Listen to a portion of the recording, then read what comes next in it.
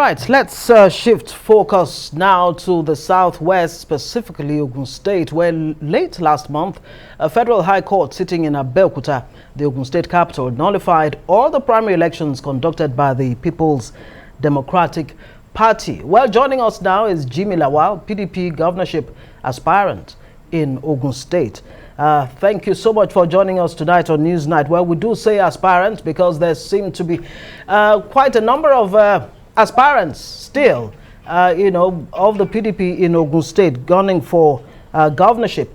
But since you announced your intention to run, Mr. Jimi Lawal, it seems a lot of dust has been raised. First, your educational qualifications, your handling of the now defunct Alpha Merchant Bank, and all of that.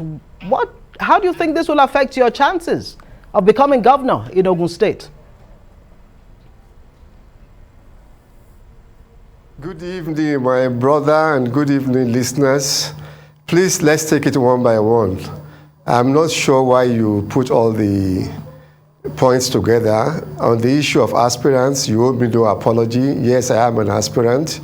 I believe that the process would ultimately produce the candidate of the party.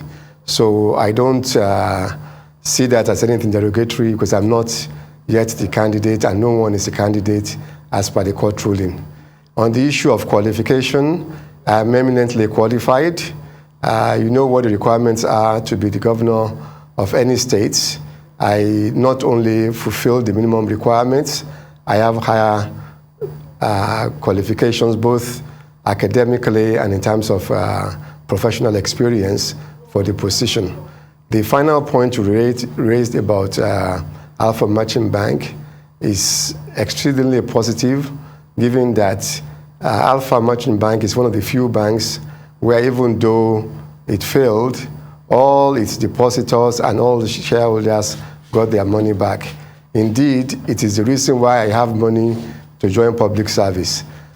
Most investors, shareholders have been paid at least 7 naira dividend for each 50 kobo invested after all depositors and creditors of the bank have been paid.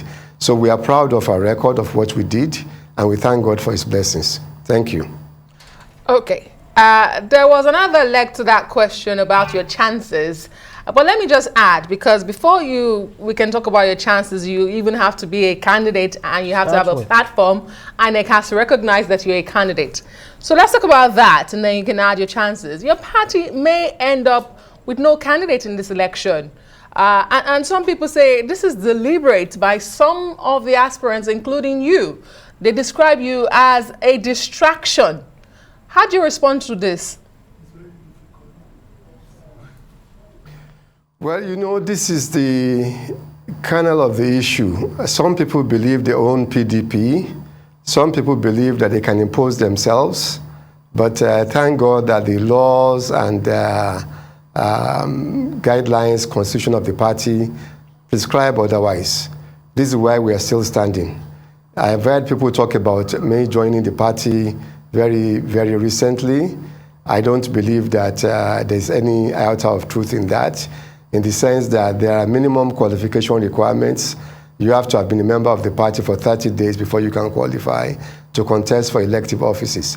And even where you are less than that, you can seek waiver. So it's not a problem, just a distraction. People are just being anti-democratic in wanting to impose themselves on the party, not respecting the wishes of the majority. That is the issue at stake. Right. Well, the fundamental question is, why do you want to be governor of Ogun State? What exactly will you bring to bear? Ogun State is the 4th ranked in terms of IGR in Nigeria, meaning that it's not doing too badly. What exactly is your vision for Ogun State? My brother, Ogun State is not doing good enough, I can assure you. Sister, more I'm like glad your you sister. started with IGR. Because my sister, sorry, Right, I forgot that you changed the voice. That's Yes, my sister, Ogun State should be second only to Lagos State. That is one of the goals that I'm hoping that our administration can achieve. This is why I'm contesting for this position. In terms of experience in executive office, I have been involved in running a state at very, very senior level on 3 occasions. First in Abuja FCT, and in the last 7.5 to 8 years in Kaduna State, where I'm the chairman of the Kaduna State Economic Development Council, as well as being the senior advisor and counselor to Governor Nasir El-Rufai. So I brought to bear cognate experience on how to administer a state. You can please check the records of how we have grown the revenue IGR in Kaduna State from about 1.5 billion naira a month to over 6 billion. Conversely, Ogun State is doing the reverse. In 2018, the last full year of Ogun State leadership under Governor Amosun, the IGR was about 7 billion naira a month, i.e. about 84 billion naira per annum. Since Dr. Abiodun took over as governor, in 2019, IGR fell to 72 billion naira, i.e. 6 billion from 7 billion per month. And in 2020, it collapsed further to 50.3, such that Kaduna State, that used to be number 16, has since overtaken Ogun State in 2020 IGR standing. So these are the issues that we can correct. Of course, more important, or as important as IGR for me, is the human capital development. In any state, any organization, the most important asset you have is your human capital. Human capital is measured by 2 indices. First is the education, and second is healthcare. Education in Ogun State should be better than what it is right now. What we plan, what we propose to do, is not only to make education up to basic level, i.e. DS3, free, but it must also be compulsory. No child in Ogun State should be out of school up until the age of 15. It will be free and compulsory education. No parent should be looking for money to pay for WAEC or JAMB examination fees. The state government should be able to pay for it. Then in terms of healthcare, we believe in a primary healthcare facility for all, basic health cover, and we will also pursue that. These are things that are not available in the state at the moment. So in terms of focus, the economy of the state should be better, and that's IGR, and the human capital index of the state could be better. Not to talk about security of lives and property and good governance. I'm sure you've heard about pension arrears and all kinds of salary arrears that the current administration is not taking care of. So there's something fundamentally wrong in Ogun State.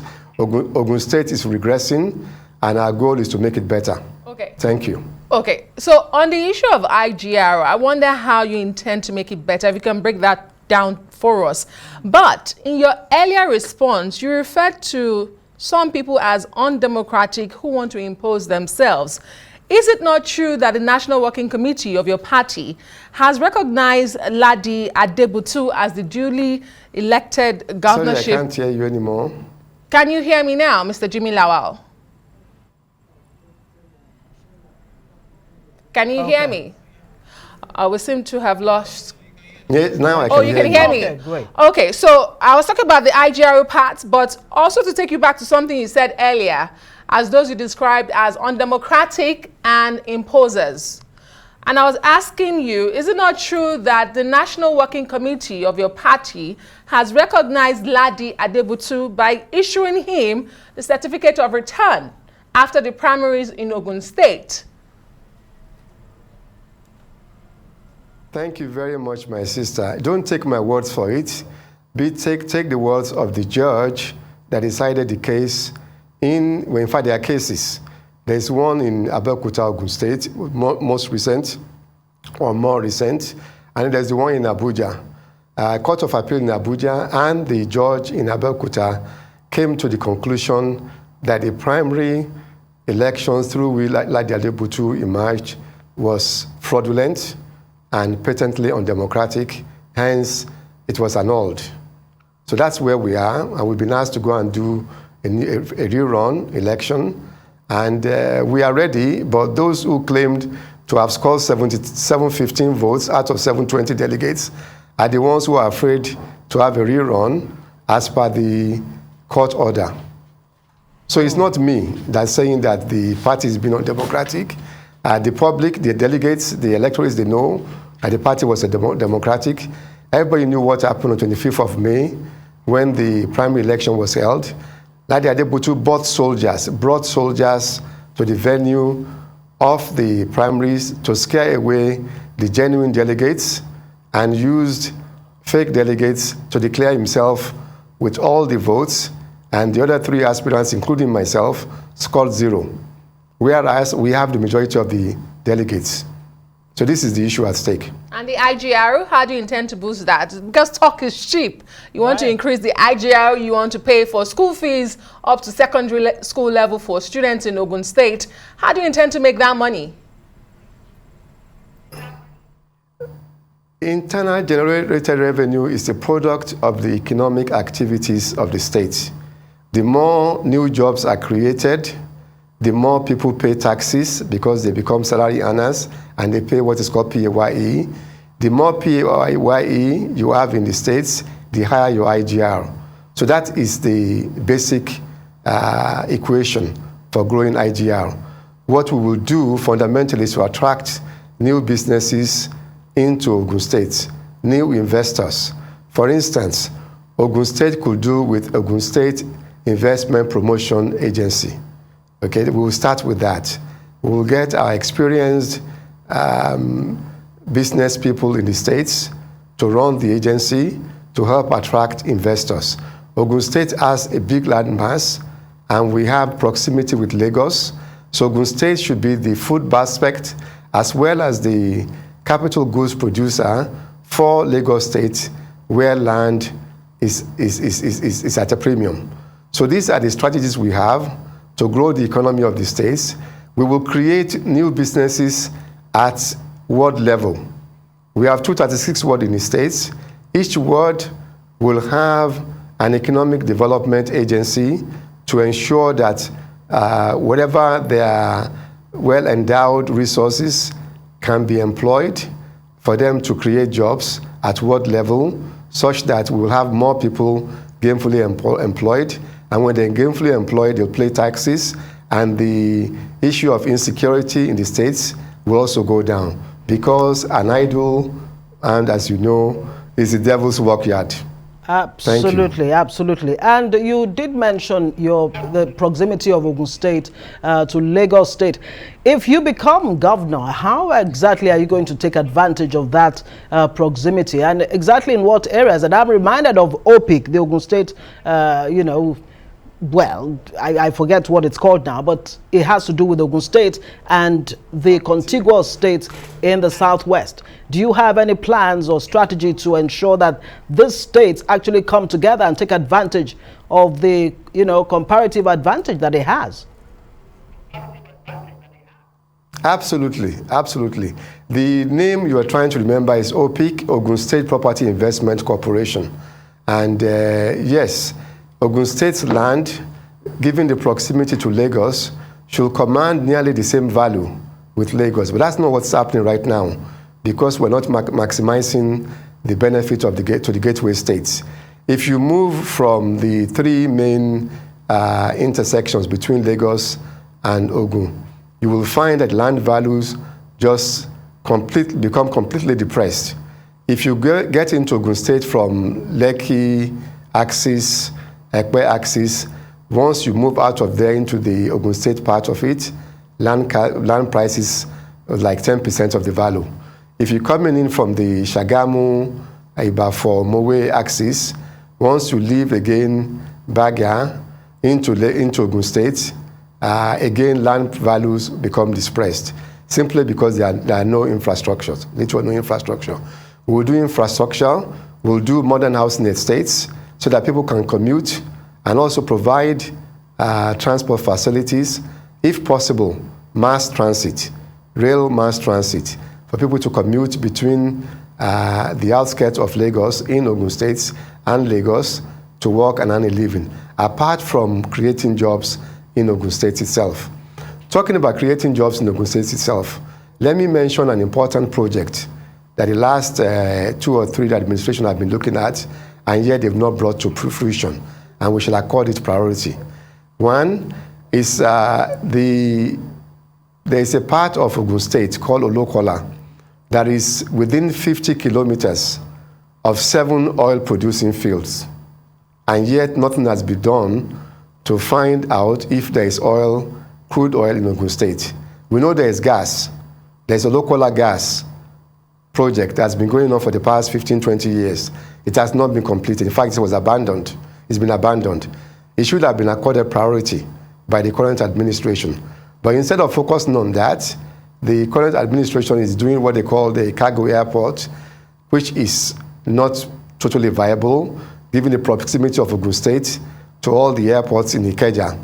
You have MM1, MM2, and international.